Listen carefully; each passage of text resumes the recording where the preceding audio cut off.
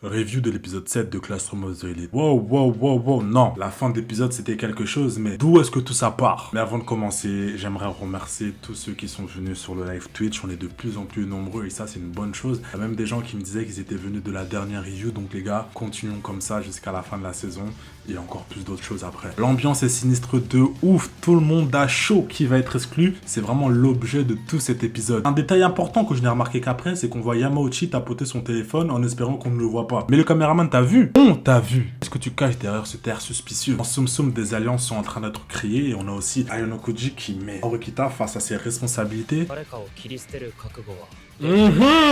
T'as parlé, faut assumer maintenant. Oui, ma copine, tu as beaucoup parlé, maintenant c'est le temps d'assumer. Comment vas-tu faire comme t'es en train de te le demander? T'es en train de douter? Peut-être qu'elle me fera ravaler mes paroles par la suite. On passe brièvement dessus, mais Ayanokoji apprend de la bouche d'Asaina qu'en fait Nagumo a fait un petit pacte avec Ichinose et avec la condition qu'on connaît. On pourrait croire que cette Asaina elle trahit son ami Nagumo, mais en fait son raisonnement il est logique parce qu'en vrai, quand tu te mets à leur place, tu te dis s'ils donnent l'argent aux secondes, surtout qu'on parle pas d'une petite somme, ça les met à mal, eux les premières, et on sait pas ce qui peut se passer à l'avenir. Mais moi, ce qui me tue dans toute cette histoire, c'est qu'on rajoute encore un dossier à Ayanokoji. Et c'est pas fini, parce que monsieur Hirata, monsieur qui invite les gens dans sa chambre là, à un moment donné, je pensais à certaines choses, puis je me suis dit non, on parle quand même.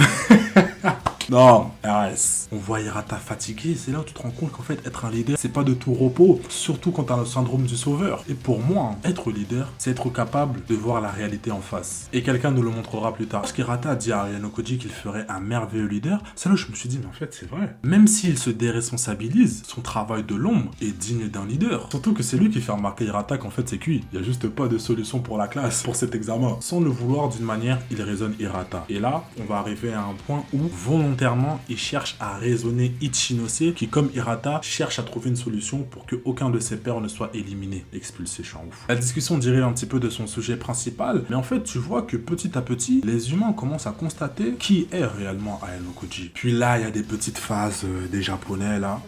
Oh, la modestie, la fausse modestie, là.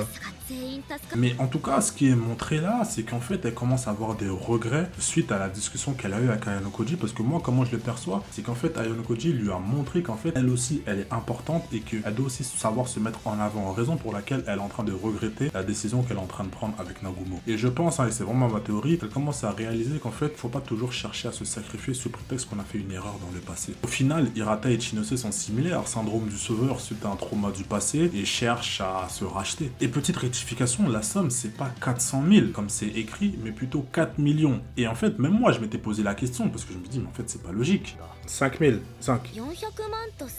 Seulement? Elle est à 15 millions. Back in class. Regardez son sourire là, vous avez vu son sourire là? Il m'énerve!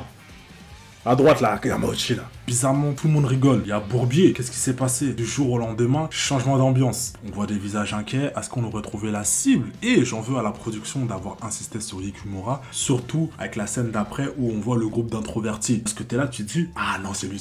Et de cette scène découle une bonne question. Si jamais on te dit que t'es la cible, est-ce que tu finiras par te léguer contre une personne de ce groupe pour sauver ta peau? Moi, personnellement, je suis loyal. À part si dans le groupe, il y a quelqu'un que j'apprécie pas, là, ok. Mais traîne pas avec les gens que j'apprécie pas. Donc moi, personnellement, j'aurais pas trahi, mais d'autres personnes sont sans scrupules. Et vraiment, leur discussion est intéressante parce qu'elle est question de principe et de valeur. Et franchement, ce vote de popularité est riche en rebondissements. Observez juste, Ayanokoji reçoit un appel.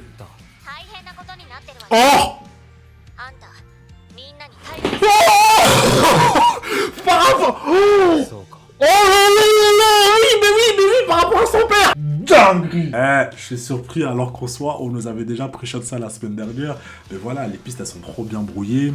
Il y a aussi le fait que voilà, ça fait une semaine, c'est-à-dire qu'il y a des détails qu'on oublie et tout, et c'est pour le mieux. La traduction, elle est mauvaise parce qu'il dit pas « je m'y attendais », mais il dit « je vois ». Parce qu'il dit bien qu'il vient de l'apprendre.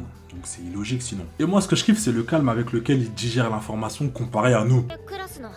Non! Mais là, il doit agir, il demande des informations à Karuizawa, qui est clairement là pour ça. Puis, il a un rendez-vous nocturne avec celle qui le suédois. Mais oui. La scène, elle est vraiment trop drôle. Il lui dit, moi, je veux connaître l'identité. Elle lui dit, non, moi, je peux pas. Il lui dit, bah attends, en soi, en fait, tu me sers à rien. Au revoir. Et ça me calme. Mais tu vois vraiment l'influence de Kushida dans ce qui a mené la classe à voter pour Ayanokoji et celle de Sakayanagi aussi. Oui, parce que l'instigateur de tout ça n'est autre que... Non!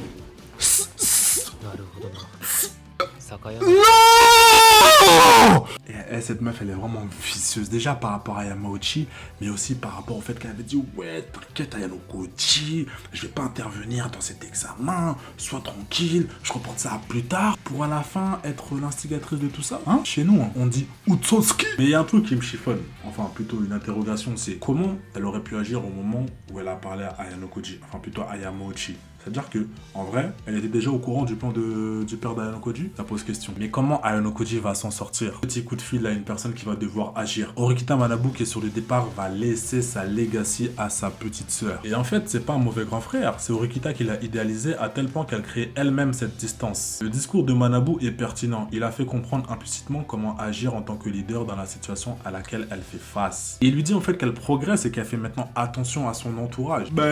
Elle doit admettre que c'est impossible pour elle de dépasser Ayano Koji. Le grand frère, il est cru, mais only facts. Au fur et à mesure, mais à coup pas, je me rends compte que j'ai été très dur avec elle. En espérant qu'elle me fasse taire.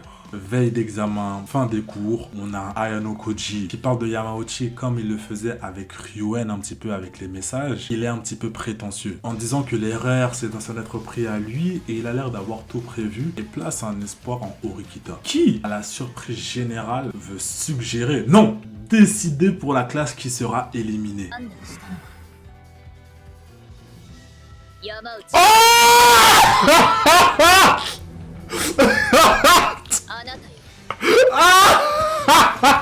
Ah, folie, je sais pas combien de fois j'ai dit ça, mais folie! Horikita, je te prie de m'excuser, tu es la leader que tu penses être et c'est pas la bienveillance excessive d'Hirata qui va y changer quelque chose. Elle recadre Yamauchi correctement, elle assume le statut qu'elle veut avoir. Yamauchi, tellement c'était chaud, Shabashira est resté pour mater.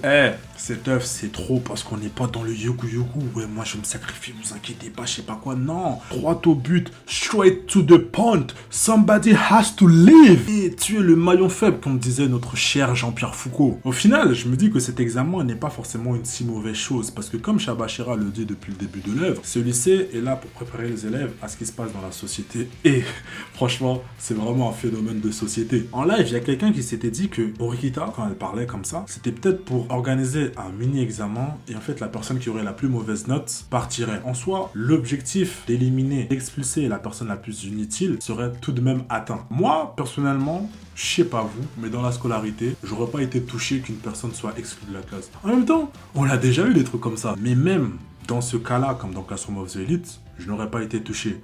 D'une part parce que j'étais populaire, sans prétention, et de l'autre, c'est que je suis pas énormément attaché à la classe, et en plus, dans la vie, c'est comme ça. Genre, j'aimais les personnes qui étaient dans ma classe, mais j'aurais pas fait des pieds et des mains pour qu'ils soient pas expulsés, quoi. Dites-moi comment vous auriez réagi. En tout cas, Horikita, qu'est-ce que tu vas nous cuisiner? Mince, attendre une semaine, c'est beaucoup trop long. Sakayanagi, ça a très tôt, on t'a pas oublié. Attends, on arrive pour toi. Mais il y a plein d'interrogations, du coup, est-ce que Yamauchi va s'en sortir grâce à un plot armor, même si c'est pas le personnage principal? On se revoit au prochain épisode, donc, comme vous savez, rendez-vous en live le mercredi. Cette fois, ça sera à 18 h. Abonnez-vous, restez branchés et balancez vos meilleures théories en commentaire. Mais bien sûr, sans spoil.